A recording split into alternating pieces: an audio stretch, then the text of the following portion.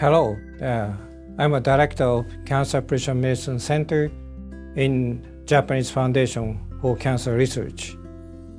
Today, I'd like to talk about the AI hospital system implementation in hospital systems as a director of Strategic Innovation Program supported by the Japanese government. First of all, I'd like to introduce myself, showing the slide. So I have been working on genomics and cancer for maybe last 30 years. So I served as a editor-in-chief for 2 journals, one for Cancer Science. This is the official journal of Japanese Cancer Association. And the other one is a Journal of Human Genetics. This is the official journal of Japanese Human Genetics Society. As you can find a list of my publications, and I published more than 1,500 papers. So all papers have been cited for more than 178,000 times. So I started my career after my graduation from medical school as an oncologist, oncological surgeon. So through my experience as an oncologist, I had many questions. These are simple questions, but very important. Those kind of questions motivated me. So first one is how and why normal cells are transformed to malignant cells. Second one is why progression rate of cancers in individual patients are enormously different. So some cancer kill the cancer patient very quickly, but in some cases, patient can survive with cancer for many years. So I wondered what makes these kind of differences. The third one is why individual patients show the big difference in response to anti-cancer drugs. Some patients responded very well, and in some cases, cancer disappeared completely, but in some cases, we cannot see any clinical responses at all. In the worst case, patients suffer from very serious toxic reactions, and sometimes, basically, toxic reactions kill cancer patient. So I had many questions like this, and I took to study genomics or genetics to address these kind of questions. So first of all, I tried to find pulmonary DNA markers after I moved to University of Utah. 30-some years ago, we didn't have any genetic markers that can distinguish maternal or paternal chromosomes. I found the so-called VNTL markers, the variable number of tandem repeat markers, and I reported in Science in 1987. These markers were quite useful and contributed to identify the loci for many genetic diseases.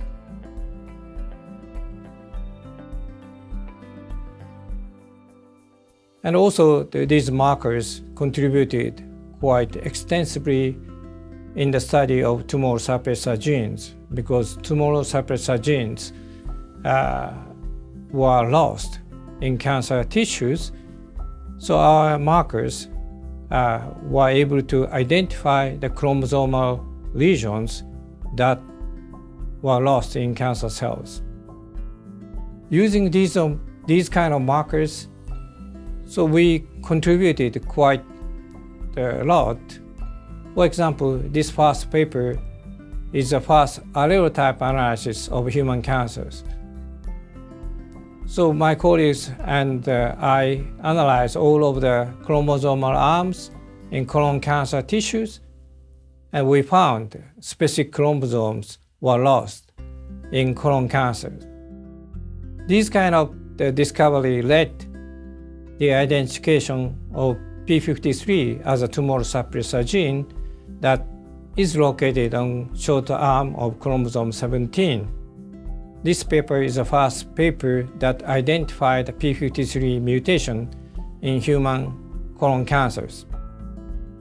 And the last two papers were the paper that showing the isolation of APC gene that is responsible for familial polyposis coli.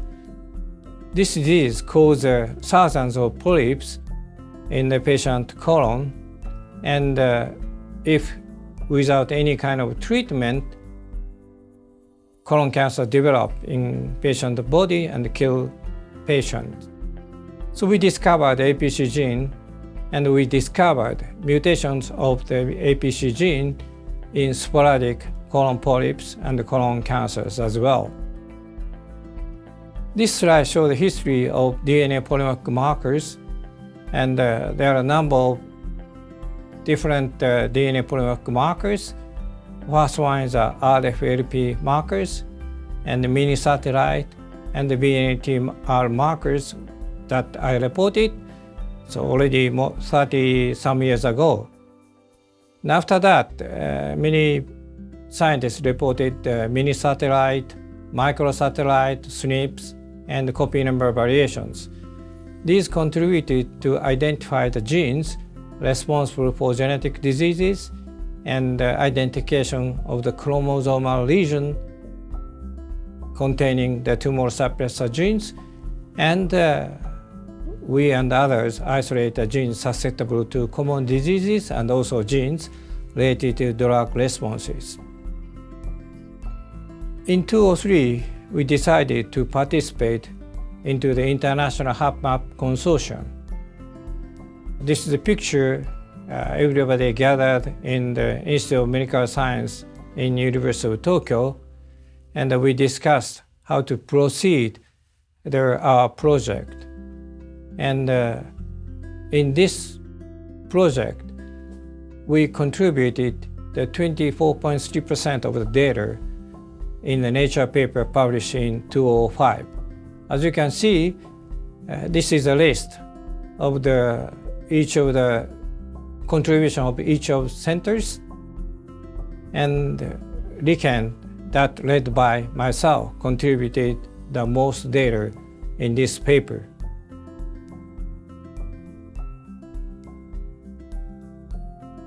And since then, I've been stressing the importance of the application of genomic information for the prevention of various diseases, including cancer.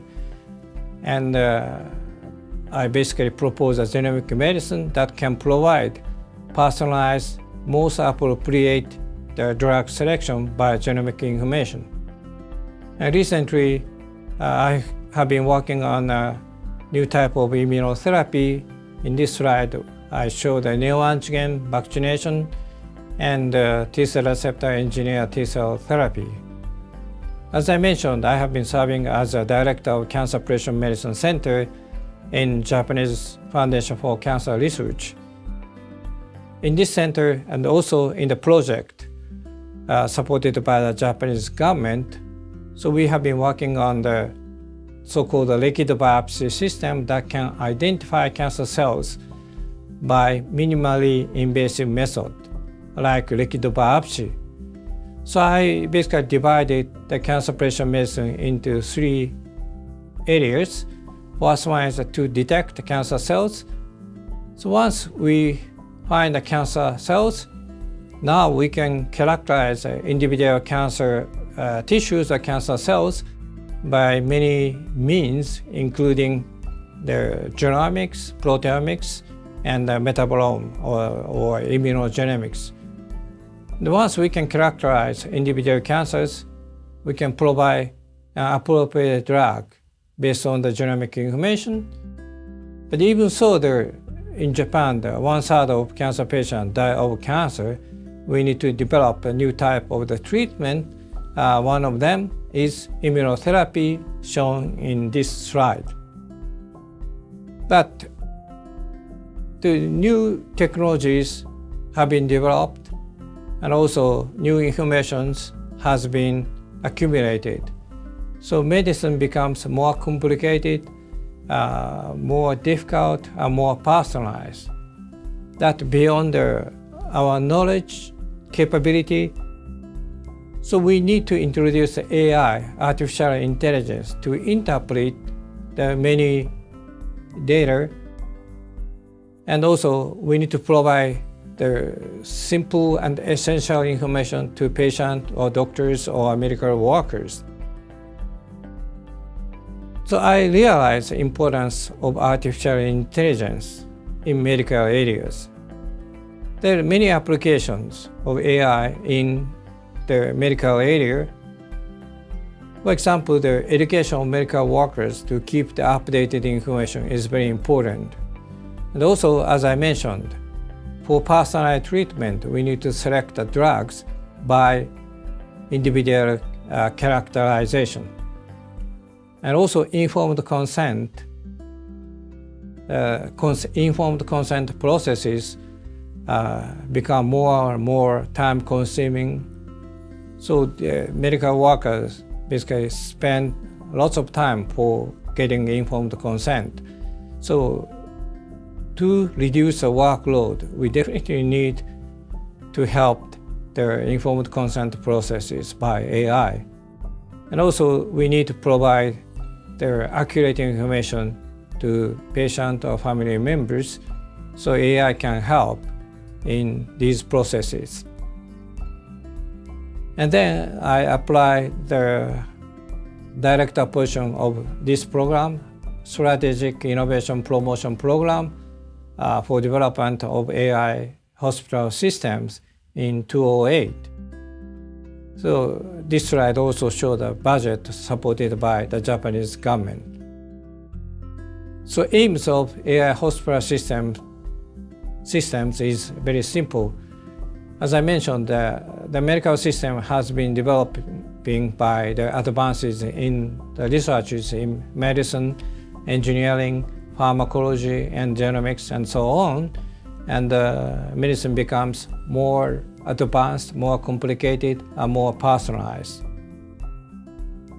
However, to provide highly advanced medical services with reduction of the workload of doctors and nurses, we definitely need to put more AIs, IoT, or ICT technologies with the big data. This is very important. As you know, Japan is facing to the aging society. To keep the high quality of medical care system, we definitely need to reduce the workload of doctors and nurses. So our goal is to contribute to the maintenance of the high quality of medical care system, but also we need to reduce the national medical cost, and also we need to enhance the international competitiveness in the medical field. And also, as I mentioned, we need to reduce the workload in medical workers. What we can do when we have a big medical data. So if we can identify the genetic and lifestyle risk factors related to diseases, we can provide a personalized prevention of disease or disease progression by providing a personalized healthcare method of home doctors. So identification of disease causes or mechanisms can provide a new type of development of new diagnostic and new treatment. Also, as I mentioned, we need to find the commonness of diseases and the commonness and the differences of diseases among the individual patient. If we can identify, we can provide accurate diagnosis and precision medicine to individual patient. These can provide the elongation of healthy lives and shortening the treatment period that lead to the reduction of the individual medical cost. And also, Japan is facing or having a higher risk for big earthquakes. In 2011, we experienced the loss of medical information by earthquakes and by tsunami. So many people lost a medical record when the big disaster happened. And we are facing these kind of the natural disaster. Even if we have a natural disaster, we need to keep providing the medical record to provide a continuous medical care to individual patients. This slide is one of the examples. If disaster happened, so we lost the buildings, we lost the medical record by tsunami. For example, hemodialysis patient. If we cannot provide hemodialysis for 3 to 4 days, in general, their potassium levels in patient is going up and face to the arrhythmia. This kind of arrhythmia is very lethal. But now we have tool to monitor this kind of abnormal potassium levels through the monitoring ECG. ECG can be monitored by smartwatch now. If we can identify or estimate the high level of potassium, we can triage and send a helicopter or ambulance car to the patient and pick up them to send a hospital to have a hemodialysis. So the other important issue for AI in Japan is the quality of imaging diagnosis, like a CT, MRI imaging or pathological diagnosis. If we can introduce AI, we can provide the same level, same quality of diagnosis all over the Japan. This slide clearly indicating our problem. For example, the number of CT or MRI per 1 million people extremely high in Japan. So left side is OECD countries. Compared with the average of OECD countries, the number of CT or MRIs are 4 or 5 times higher in Japan. However, the number of radiologists in Japan is very low, as similar as UK. This slide clearly indicated the shortage radiologists to make the diagnosis of CT or MRIs. So we definitely need AI to assist the diagnosis of imaging pictures. In addition to the CT or MRI, so we are also facing the shortage of pathologists to make a diagnosis of slide glasses. So automated diagnosis system that can reduce the workload of pathologists or radiologists, and this is very important to maintain the high quality of diagnosis in Japan. And also the sensoring system is quite important to provide a quick medical services to the patient who have a higher risk of life-threatening conditions. This is one of the examples, the artificial fibrillation, the left bottom, that is observed in 20 to 30%. So atrial fibrillation is observed 1 in 20 to 30 persons in the age group of 70 or higher. This artificial atrial fibrillation that causes clotting. If clotting detached from heart and go to the brain, that causes cerebral embolism. As I mentioned, this kind of the arrhythmia, atrial fibrillation, can be detected by smartwatch or other wearable devices. If we can detect the individuals who have no symptom, so we can provide clotting and we can prevent the clotting and we can prevent the cerebral embolism. But unfortunately, the cerebral embolism happened if we can detect their condition very quickly, we can send the information to the ambulance system, and the ambulance system can send the ambulance car to the patient and pick up them to send their patient to the hospital. If we can start the treatment within 2 hours, patient can recover without any disability. This is very important to reduce the number of the individuals with disability. That reduce their medical costs and also that reduce the family issues. So one paper already reported the monitoring the atrial fibrillation by smartwatch. And they examined nearly 420,000 individuals by smartwatch, and they identified the abnormal heart rhythm in more than 2,000 individuals. This is relatively high, the rate of 0.5%.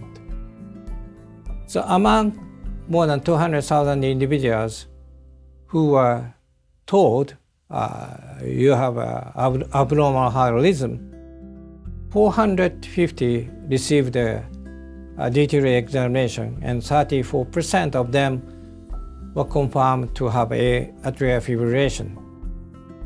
When they had a detailed examination immediately after their cautions, 84% were found to have AF. This is very important, particularly so now nearly 30% of Japanese people are above 65 years old. To avoid these kind of conditions, we need to use wearable devices to maintain the individuals healthy. And also, it's almost certain human does errors. But AI or IoT, ICT system can monitor and the human errors and provide alarming to humans that should reduce the incidence of human errors that makes the patient unhappy. And also this kind of system can provide a personalized medication and provide the most appropriate drug to individual patients. To avoid human error issues, it's simple. We should put some kind of alarming system on the medical record and show the red signal on the medical record of each patient. We definitely can reduce various human errors and can minimize the human errors. And also, as I mentioned, AI is very important to reduce the workload of medical workers. Now there are lots of informations are generated every year.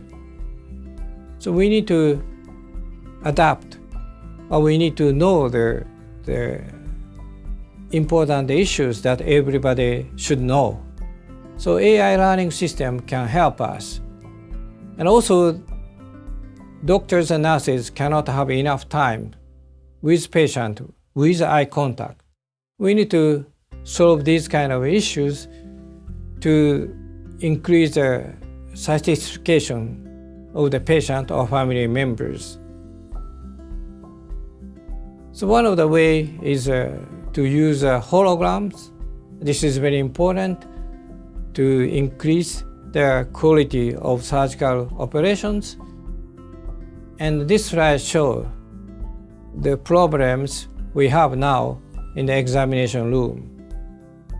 So most of the doctors just watch the monitor and the keyboard and do not have enough time to talk to patient with eye contact.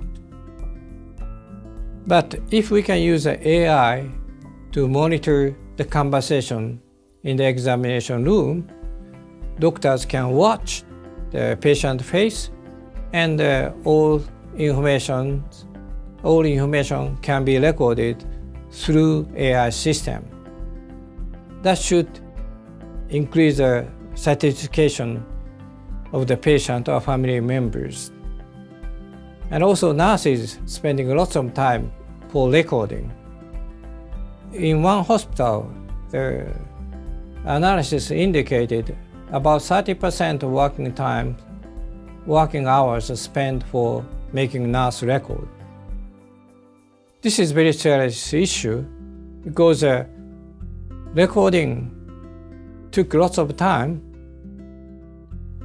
from nurse to actually facing to the patient. So if we can make a natural conversation to the text, so nurses can spend more time with patient.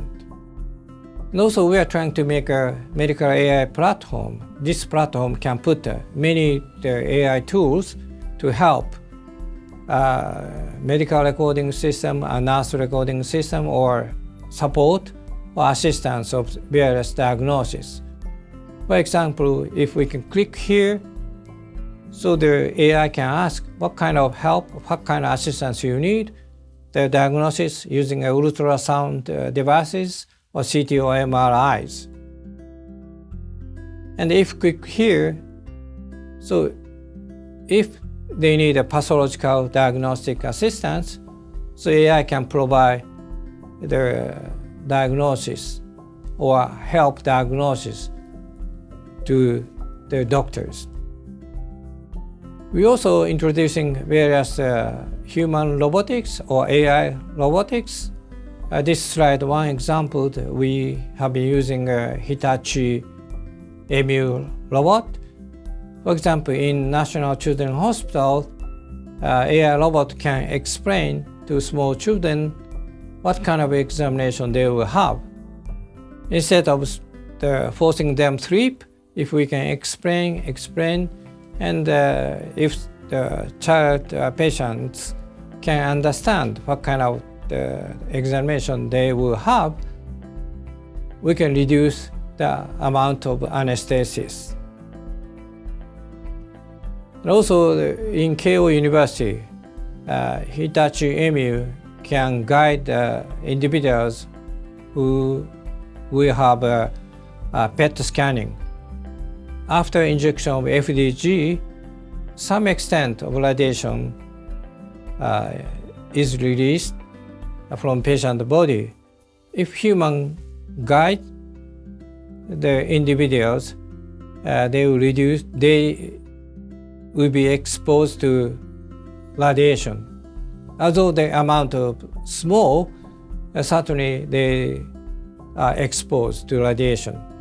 If robot can guide after injection of FDG, we already have a data, and radiation exposure can be reduced to 40%, means a 60% reduction of radiation exposure.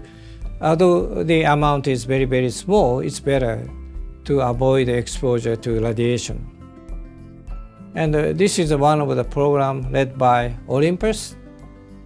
So the colon cancer is the biggest issue in Japan. So highest incidence of cancer is colon cancer now. In women, the most common cause of death is colon cancer. But colonoscopy is not so easy, very skillful. So we are trying to make some kind of AI system that can assist the guidance of the colonoscopy to go to the cecum. We didn't reach to the goal. If the AI can help in which direction the endoscopy can be vented, so doctors need to push or can recognize the direction to which the endoscopy to be guided, so we can reduce the time of the endoscopy, and also we can reduce the stress in individual. Lastly, I'd like to show two slides. This slide summarizes the future vision of AI hospital system.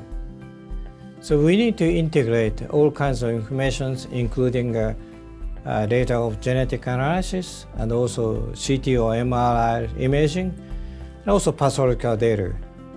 So in addition to these kind of data, we should provide environmental or environment at the medical institutions and home. And also, we need to integrate the vital signs, hopefully by medical devices or wearable devices, and integrate all kinds of information and provide a precise diagnosis of the diseases. If we can provide or pick up the most appropriate treatment to individual patient.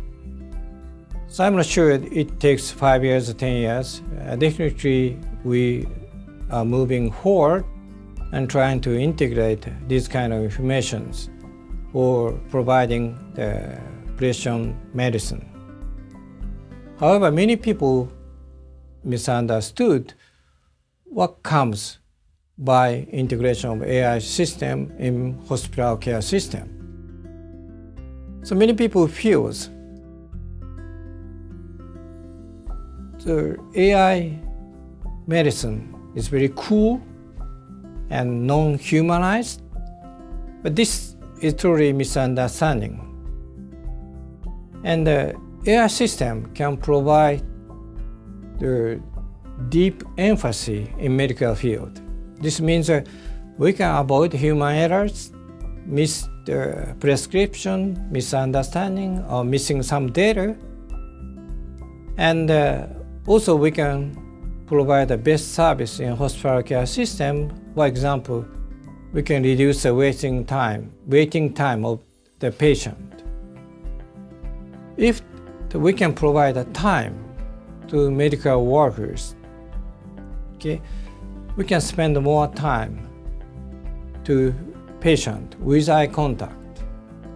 So this is very important. This is the basis of the medical care.